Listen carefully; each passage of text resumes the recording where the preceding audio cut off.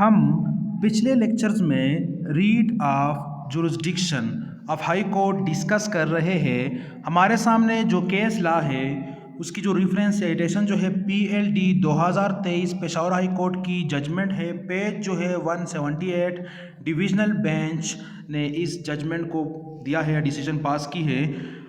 इस judgement case law में जो आर्टिकल 199 है जो डील करता है रीट जुरिस्डिक्शन के साथ, उसको समराइज़ किया गया है और बताया गया है कि इसमें कौन से रीट्स है।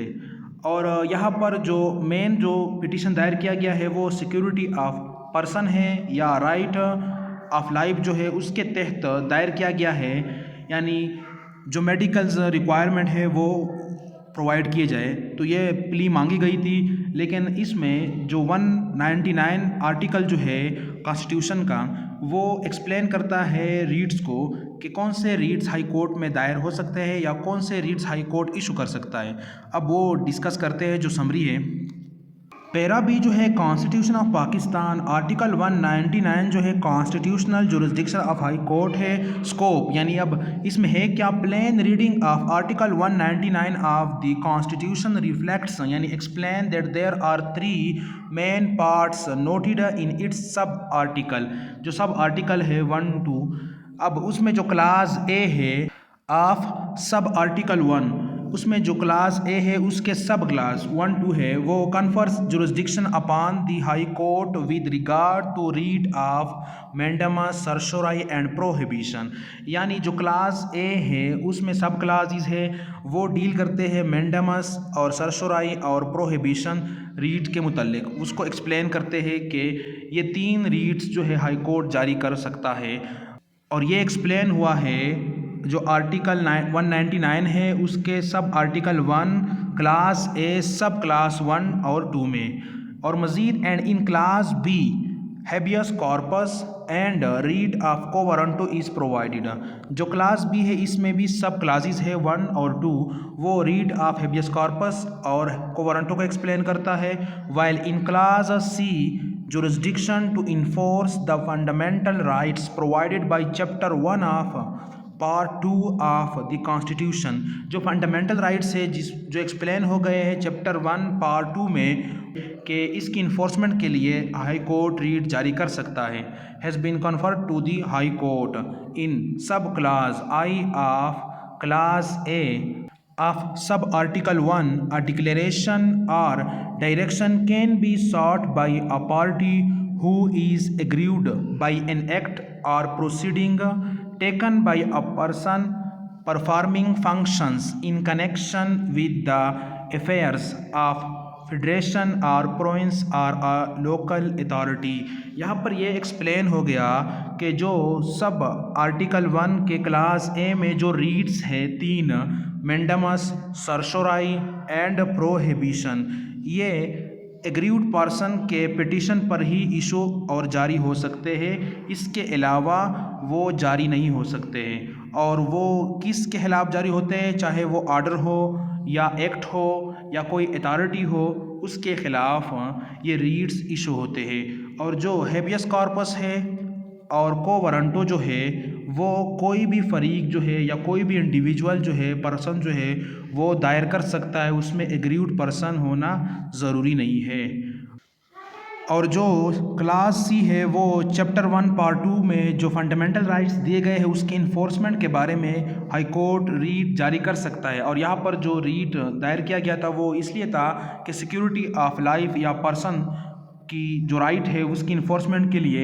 और वह यहाँ पर यह हुआ था कि violation of his right to life guaranteed under the constitution, यानी एक हॉस्पिटल था वो उसका इलाज नहीं कर रहा था, वो कैंसर का मरीज़ था, तो आइन ने जो हक दिया है वो उसको नहीं मिल रहा है, फराहम नहीं हो रहा है, तो उसकी इन्फोर्समेंट के लिए उसने ये रीट दायर कर दिया था। और इसके साथ साथ एक दूसरी केस लॉ है हमारे सामने जो नेक्स्ट प्रेसिडेंट केस लॉ है PLD 2023 Peshawar high court, page जो है 46 डिविजनल बेंच ने इस जजमेंट को पास किया है। इसमें भी 199 जो आर्टिकल है उसके बारे में एक्सप्लेन किया गया है। एक रूल है कि कहाँ पर ये रूल ज़रूरी है और कहाँ पर ये रूल ज़रूरी नहीं है। तो पैरा ए जो है constitution of Pakistan article 199 constitutional jurisdiction rule of exhaustion यानी एग्जॉस्ट करना of available remedy applicability rule of exhaustion of available remedy तो नॉट प्रिस्क्राइब्ड बाय आर्टिकल 199 उसमें तो एक्सप्लेन तो किया गया है, लेकिन हाई कोर्ट्स और सुप्रीम कोर्ट्स की इंटरप्रिटेशन की रोशनी में बताया गया है कि जो रीट ऑफ सरसराई है उसके लिए अवेलेबल रेमेडी अगर मौजूद भी हो तब भी रीट ऑफ सरसराई इशू होती है। How ever it is statutory creation यानी इंस्टीट्यूट ने एक्सप्लेन किया है या वही आर्टिकल 199 के शुरू में बताया गया है कि अगर मुतबादिल एडवोकेट रेमेडी मौजूद ना हो तब जो एग्रीव्ड पर्सन है वो रीट दायर कर सकता है और जो एग्रीव्ड पर्सन नहीं है वो रीट ऑफ हेबियस कॉर्पस और को वारंटो दायर कर सकता है by which the high court regulates it's proceeding. अब इस रूल को देखा जाता है कि अवेलेबल मौजूद के मुतबादिल रेमेडी मौजूद है या नहीं है, प्रोसीडिंग में ये रूल चल रहा है। Presence of alternate remedy is neither a principle of law nor rule of thumb impression but one of the practice में तो चल रहा है लेकिन ये भी प्रिंसिपल बन चुका है और रूल ऑफ थंब भी है। अमूमन देखा जाता है if high courts is of the view that alternate remedy available to petitioner claimant is a remedy in law i.e. that is a remedium juris and यानी juris law remedy यानी provided by law and one which is not less convenient, beneficial and effective, inexpensive, expeditious and efficacious, the petitioner claimant must first avail the remedy provided by statute before he applies for issuance of a writ। यानी रीट दायर करने से पहले अगर आपके पास मुतबादिल remedy है और उसमें यह क्वालिटी है कि कन्वीनियंट है, बेनिफिशियल है, इफ़ेक्टिव है और इनएक्सपेंसिव है और एक्सपेडिशियस है, एफिकेशियस है, तो आपको चाहिए कि पहले वो रेमेडी अमेल करें, बाद में हाई कोर्ट में रीट पिटिशन दायर करें। Two well recognised exceptions to the doctrine with regard to exhaustion of statutory remedy. अब यह एक्सेप्शन है वो कहाँ पर है?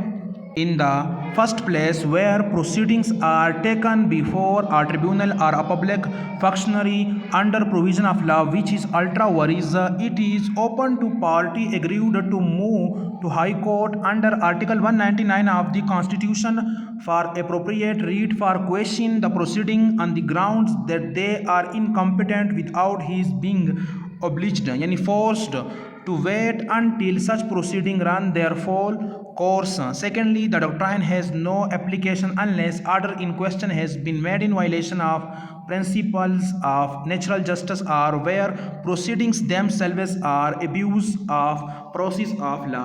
यानी जो रीट ऑफ हेबियस कॉर्पस है जिसमें क्या होती है, क्वेश्चनिंग ऑफ ऑर्डर होता है या एक्ट होता है, उसके लिए ये रीट दायर किया जाता है। क्या नाम है? रीट ऑफ सरसराई। अब उसमें यह है कि अगर मुतबादिल रेमेडी भी मौजूद है फिर भी उसके बावजूद आप हाई कोर्ट जा सकते हो और वह रीट ऑफ सरसराई दायर कर सकते हो और ज़रूरी नहीं है कि आप मुतबादिल रेमेडी को अवेल करें बाद में हाई कोर्ट जाए, फ़ौरन भी हाई कोर्ट जा सकते हो।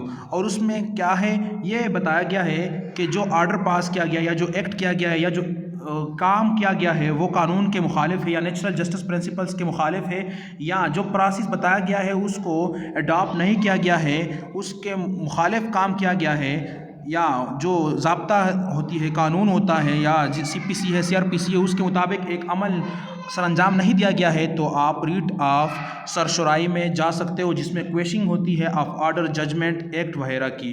तो ये रीट ऑफ सरसराई ही होता है जिसमें किसी एक्ट को भी चैलेंज किया जाता है जो कानूनी असेंबली पास कर देती है और बताते हैं कि ये एक्ट जो है वो आइन का मुखालिफ है, इसलिए इसको क्वेश्चन कर देना चाहिए। तो ये रीट ऑफ सरसराई है, इसमें अल्टरनेट रेमेडी को नहीं देखा जा सकता है और बाकी जितने भी रीट्स हैं उसमें पहले अल्टरनेट रेमेडी को अवेल कर देना चाहिए। और यहाँ पर जो रीट ऑफ सरसराई है उसमें ज़रूरी नहीं है और उसमें यह होता है कि आप जो क्वेश्चनिंग ऑफ FIR होता है, क्वेश्चनिंग ऑफ ऑर्डर होता है, जजमेंट होता है, उसके लिए आप जा सकते हैं और उस चीज़ मुखालिफ चीज़ को जिससे आप एग्रीव्ड है उसको आप कलअदम करवा सकते हो, लेकिन एग्रीव्ड पर्सन ही सिर्फ रीट ऑफ सरसराई दायर कर सकता है। तो ये हो गया रीट ऑफ सरसराई के बारे में। मज़ीद इंशाल्लाह हम फिर ग्राउंड्स जो है वो रीट्स के जुरिस्डिक्शन से जो डील करते हैं, ताल्लुक़ रखते हैं, वो डिस्कस करेंगे।